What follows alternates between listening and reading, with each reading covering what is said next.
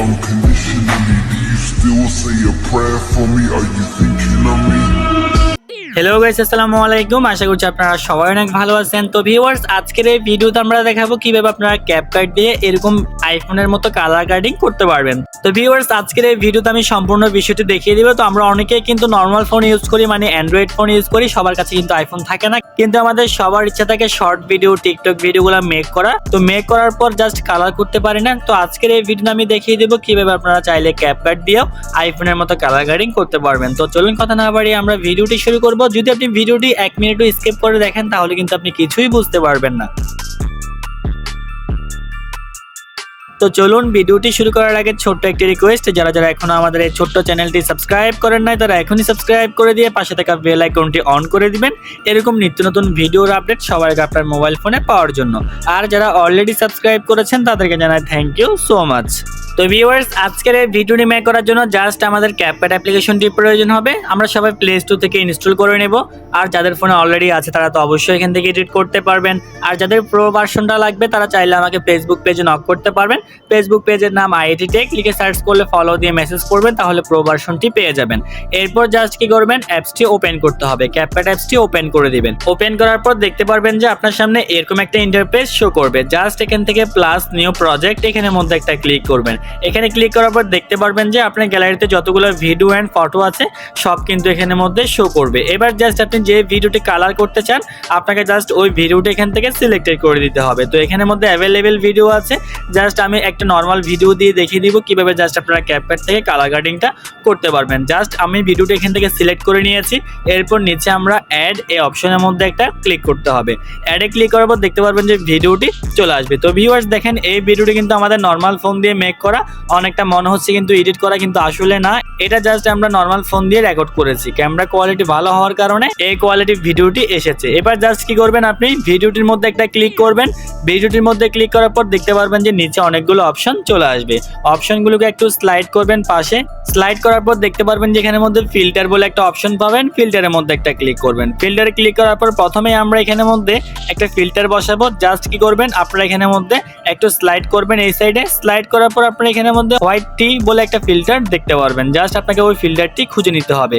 আপনি এখান থেকে লাইভে ক্লিক করবেন। লাইভ ফিল্টারে ক্লিক করার পর একটু স্লাইড করলে আপনি এখান থেকে এই ফিল্টারটি খুঁজে পেয়ে যাবেন। আমি মেবি ফেভারিট করে রেখেছি। ফেভারিটে ক্লিক করলে আমরা পেয়ে যাবো এই যে হোয়াইট টি। এই ফিল্টারটি আপনাকে এখান থেকে সিলেক্টেড করে দিতে হবে। এটা সিলেক্টেড করার পর দেখতে পারবেন যে আপনার ভিডিওর মধ্যে একটা কালার চলে আসবে, গ্রিন কালার। এই যে দেখেন, আমার ভিডিওর মধ্যে একটা কালার চলে এসেছে। জাস্ট এটা বাড়িয়ে দিবেন। এরপর টিক মার্কে একটা ক্লিক করবেন। টিক মার্কে ক্লিক করার পর পাশে দেখেন ফিল্টারের পাশে অ্যাডজাস্ট বলে একটা অপশন আছে। অ্যাডজাস্ট অপশনের মধ্যে একটা ক্লিক করবেন। অ্যাডজাস্টে ক্লিক করার পর দেখতে পারবেন যে এখানের মধ্যে অনেকগুলো অপশন চলে আসবে।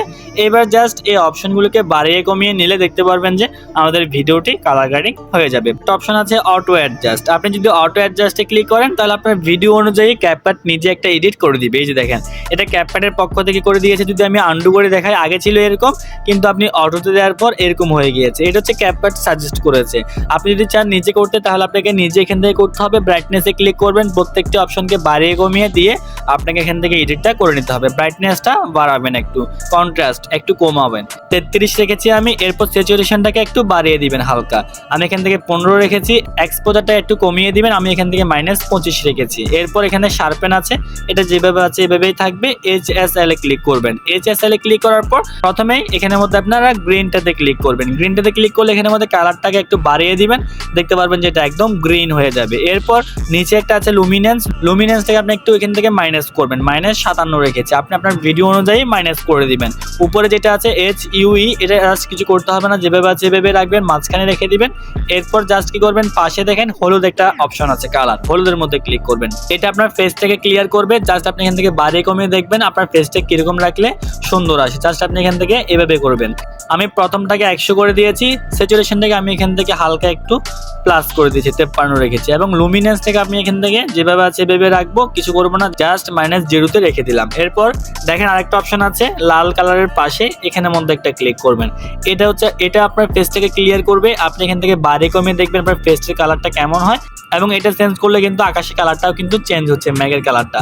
অবশ্যই আমি এটাকে প্লাস করব, তাহলে এটা দেখতে এরকম লাগবে। এবং লুমিনেন্স থেকে আপনি একটু মাইনাস করে দিলে দেখতে পারবেন যে আকাশটা কিন্তু আরো সুন্দর হয়ে যাবে। এরপর দেখেন আরেকটা কালার আছে নীল কালার। নীল কালারের মধ্যে ক্লিক করবেন। নীল কালার ক্লিক করার পর এখানের মধ্যে আপনার আকাশটা চেঞ্জ হবে এবং ড্রেসটা চেঞ্জ হবে। আপনি এখান থেকে চাইলে ড্রেসের কালারটা চেঞ্জ করে নিতে পারবেন। তো ড্রেসের কালারটা আমার আগে যেরকম আছে আমি এরকমই রাখবো, কারণ বেশি কালার দিলে কিন্তু এটা তেমন সুন্দর দেখা যাবে না। জাস্ট আমি এখান থেকে আগের মতো রেখে দিয়েছি। এরপর জাস্ট আমরা এখান থেকে আর কোনো অপশনে টাচ করব না, টিক মার্কে ক্লিক করব। এবার আমরা পাশে দেখতে পাচ্ছেন আরেকটা অপশন আছে হাইলাইট। গ্রাফসে ক্লিক করার দরকার নাই, হাইলাইটে ক্লিক করবেন। এটাকে হালকা একটু মাইনাস করে দিবেন।